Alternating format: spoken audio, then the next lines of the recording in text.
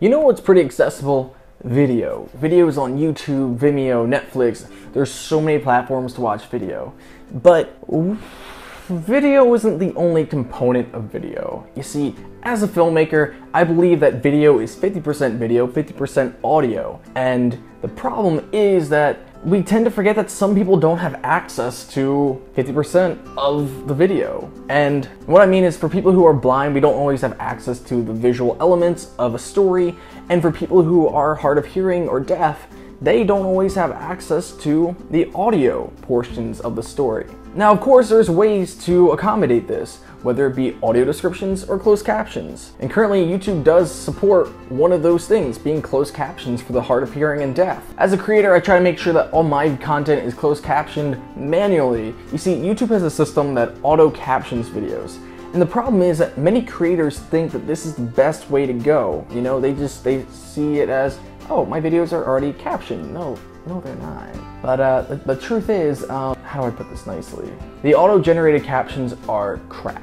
My good friend Rikki, Poynter, who I've done videos with in the past, has started a campaign called No More Craptions, and I fully support this initiative. Now look, I'm gonna give props to YouTube because in theory, automated closed captions are pretty cool. It's an independent content creation website, and you cannot guarantee that everyone or even half the people on this website are gonna close caption their videos. However, that still is not a great substitute in practice, because for people who have to rely on these closed captions in order to get 50% of the video content, they just end up being lost, confused, and it's a mess. Content creators who can hear, how would you feel if you started watching videos and you could only understand 50%? Or you were using the auto-generated captions and that still made no sense. Here's an example. I got my friend Abby, who is hard of hearing, to watch a video with me. Now, I hadn't seen this video either. She hasn't. We decided to watch a content creator who happens to not caption their videos. We turned on the YouTube automated caption system and we tried to watch it that way, and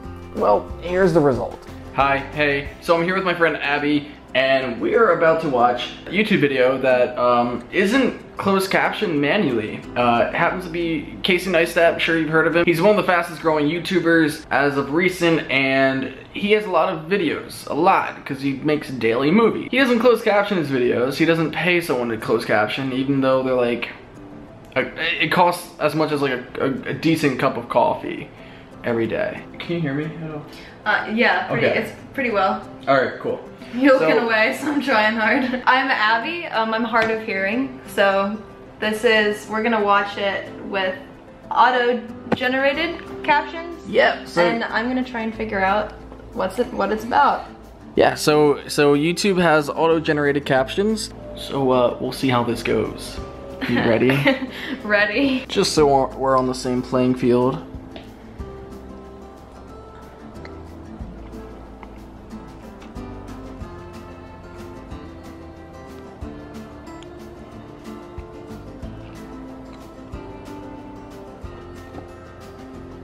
I'm doing pretty well so far.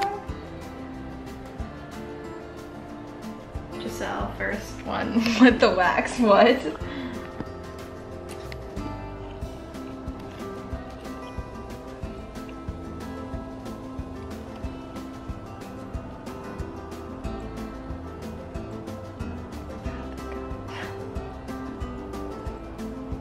Okay. Cucumbers, cute things. The beginning I was understanding, and now it's just going downhill very quickly. You know, something I've noticed with a lot of these videos, I'll turn on like the automated captions, and I'll be kind of impressed with the first like 10 seconds. Then it just goes to craptions. You right. You right. I can't tell if at some point he's like trying to be rhymey, because some of the words are rhyming, like if he's doing some like kind of slam poetry kind of thing.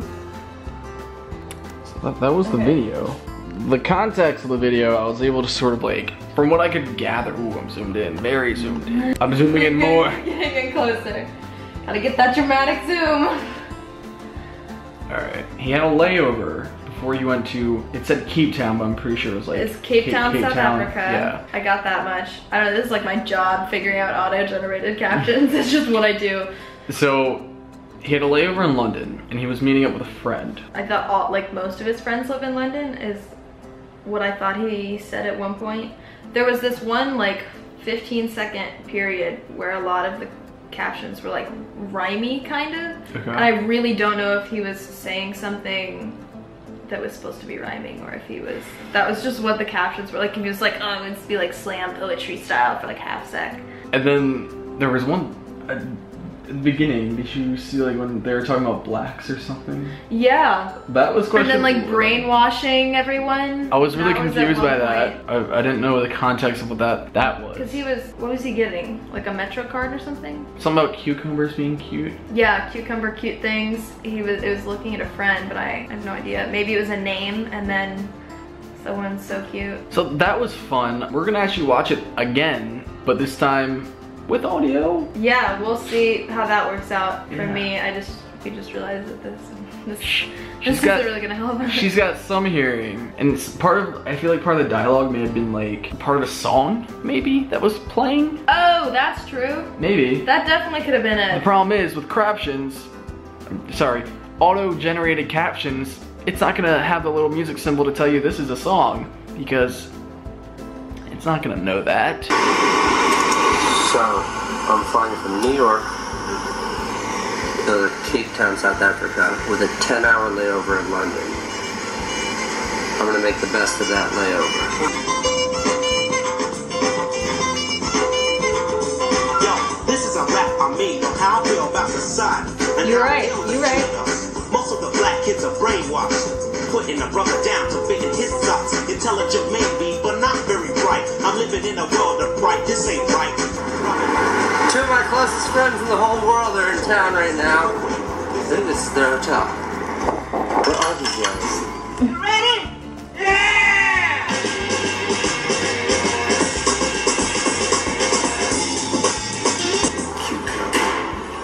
Cute girl. She is cute. Cute girl. I don't think so. Wow. Lyrical boldness, who's outstanding, demanding a piece of the pop so high. To write to run for the people to listen to, and lend an ear, cause it's my premiere. To house the joint so you can wave your hands from side to side, and just ride and glide like the rhythm does. So it makes a lot more sense when you can, you know what's going on. So again, the captions, they were off, but they weren't like, obviously they're not formatted right either, because it's all like word for word. You were right with the song thing though. That never crossed my mind, not even once. That it was like, maybe there's a song on the back. Anything you want to say? I mean, like for someone that doesn't like fully rely on captions to just be like, oh, it's just audio generated, I'll turn them off for this one video. I can see how people wouldn't necessarily care. For me, that's like my biggest thing. If it's not on like full blast kind of thing, I can't hear it. And so if they're auto-generated captions and I want to watch a new YouTuber like Casey and I don't know their style, I don't know what they do, I'm lost. No idea what's going on, I don't know who these people are. Yeah. So as you can see, the short film by Casey Neistat wasn't very understandable. So that's a result for people who are hard of hearing or deaf who have to follow the video along with automated captions. It ends up leaving the viewer lost, confused, and uninterested in the content. Don't get me wrong, YouTube has done strives for the people who want closed captions, need closed captions, but relying solely as a creator on the automated closed captions for my video is a terrible move. So what's the right thing to do? Well, you should manually close caption your videos. If not you, have a service do it for you, because it's the best way to help new viewers who are either hard of hearing or deaf come to your channel.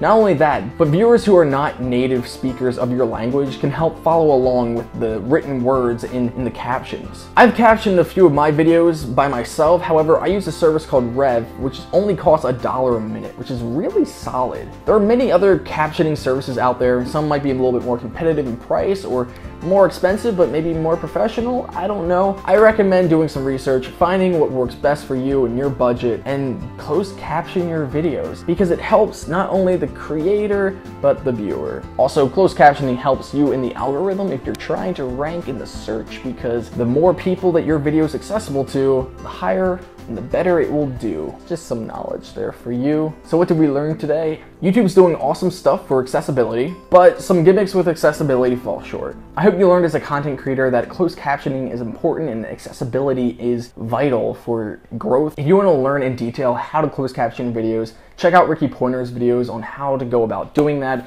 Links will be down below. There will also be a card that you can click and you can do that because it's important. Accessibility is important. Thank you guys so much for checking out this video. I hope you take something away from it, and happy Deaf Awareness Month. Caption those videos.